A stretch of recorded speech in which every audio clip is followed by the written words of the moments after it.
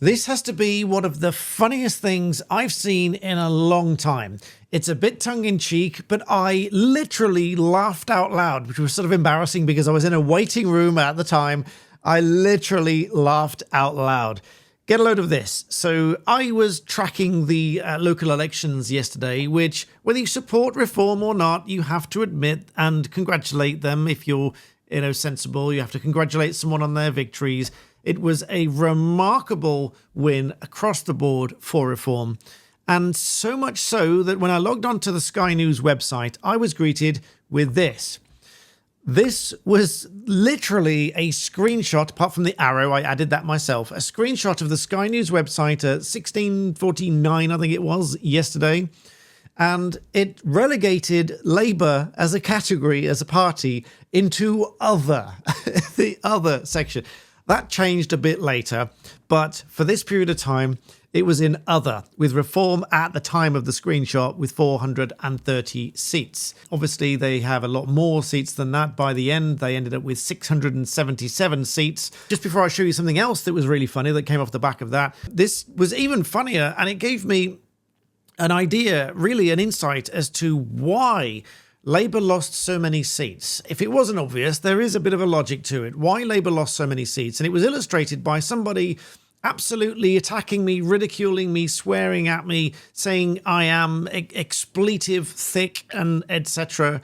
I actually screenshotted that comment and I use it on one of my own posts on X. If you don't follow me on X, do pop over there. Apparently I'm based over there and I say what I think probably a lot more freely than I do here. But do subscribe to my channel here if you like my brutally honest updates.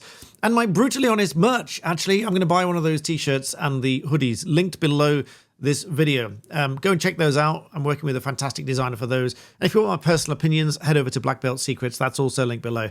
But back to this. So I used the screenshot of this person having a go at me, saying that this was a made-up image and that I was stupid for falling for it because they believed, I think, that someone had made up this image to make it look like Labour had been dumped in the other category, and therefore saying that I was stupid for believing it.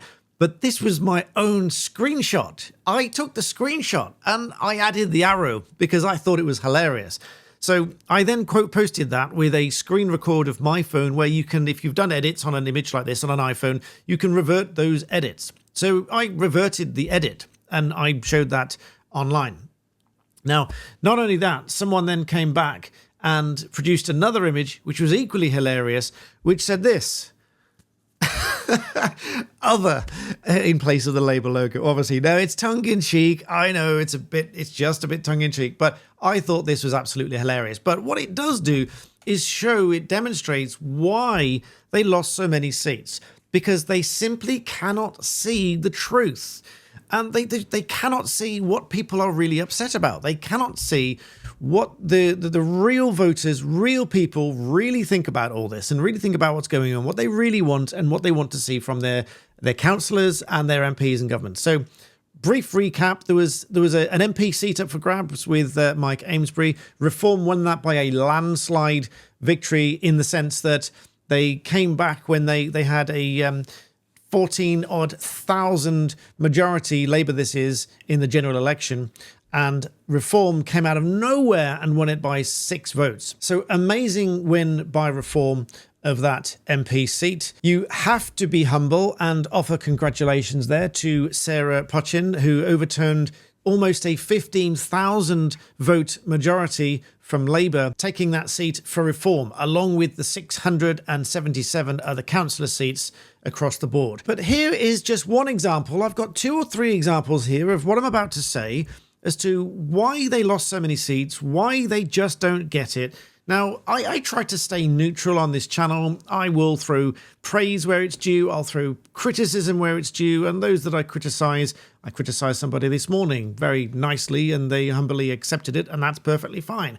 It wasn't to be nasty. It was just this is not right. And that was that. But here we are. But this is not good sportsmanship. This sort of response here, this is from The Guardian. They really are all horrible. Political anger marks Reform UK's Runcorn win. Many voted, they say, for the party as a protest against government, while others have detached completely from politics.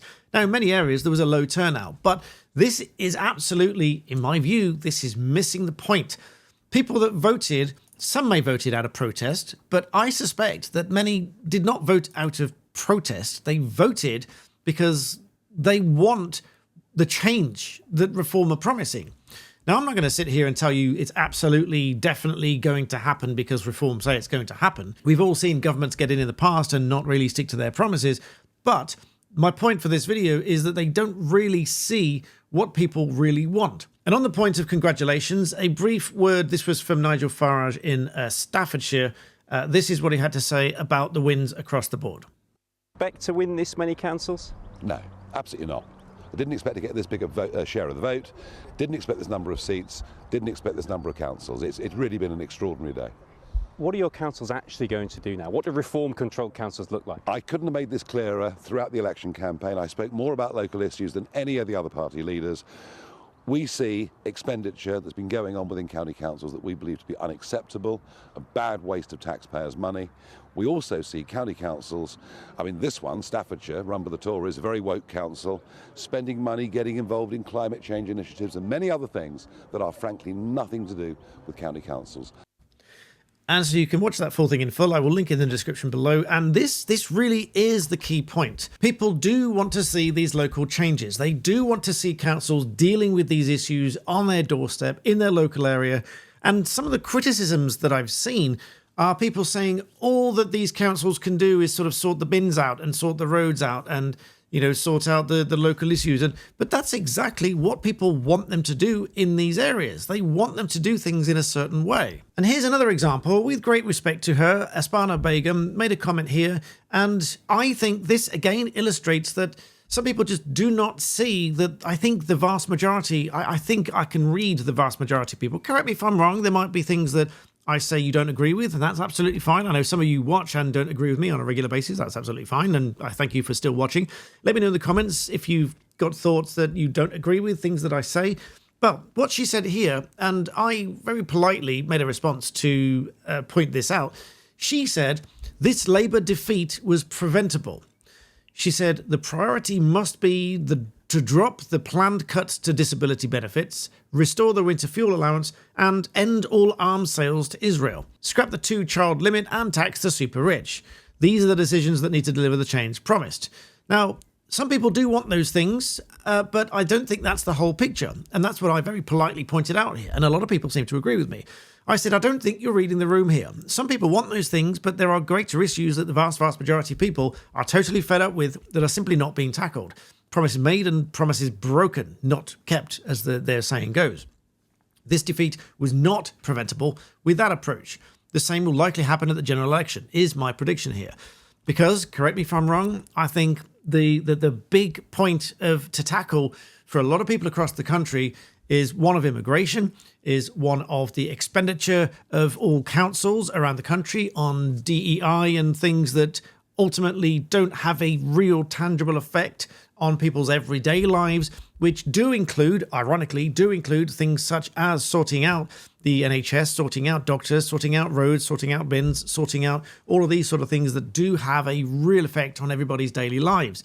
And not spending money on those that come here illegally, not sending billions of pounds abroad to help other people, to research in other countries, to build in other countries, and to do all sorts of other things in other countries when our country needs constant rebuild. You might remember I was in China not long ago.